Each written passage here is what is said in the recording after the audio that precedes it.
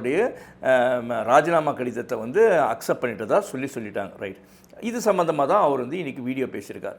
Right. என்ன பேசியிருக்கார் அப்படின்னு பார்த்தீங்கன்னா, இதில் வந்து ஐஏஎம்மில் வந்து தான் ட்ரைனிங்லாம் முடிச்சுட்டு வந்ததாலாம் சொல்லியிருக்காரு.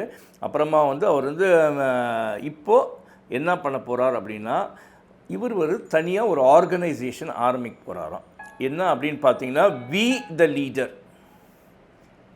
the leader.org அப்படின்ற ஒரு புதுசாக ஒரு ஆர்கனைசேஷன்.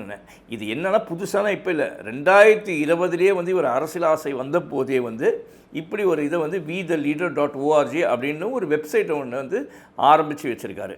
இப்போ அதை வந்து புதுப்பிக்கிறாராம். ஓகேங்களா. அரசியல் கட்சி ஆரம்பிச்சிட்டாரா? கட்சி இன்னும் ஆரம்பிக்கல. இப்படி ஒரு ஃபவுண்டேஷன் ஸ்டோனை போட்டிருக்காரு.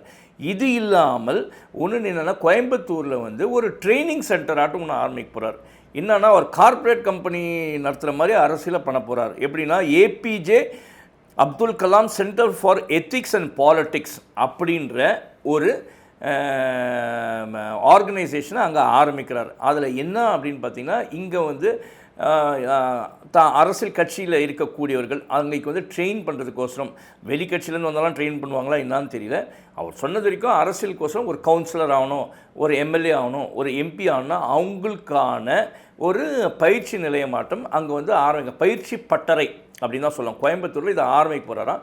இதில் தான் இவங்களுடைய கட்சி ஆளுங்களெல்லாம் தான் இணைக்கிறாராம். எப்படின்னா, முதல்ல நான் சொன்னதுமே we-the-leader.org அதில் வந்து யார் வேணாலும் போய் ரெஜிஸ்டர் பண்ணிக்கலாம். ரெஜிஸ்டர் பண்ணிவிட்டு அவங்க வந்து அதில் மெம்பரை ஆகிக்கிடலாம். ஆனதுக்கப்புறம் என்ன பண்ணலாம் அப்படின்னா, அப்போ இது அரசியல் கட்சியானா அது ஒரு ஆர்கனைசேஷனுங்க. அந்த ஆர்கனைசேஷன் மெம்பர் ஆகிடுவீங்க.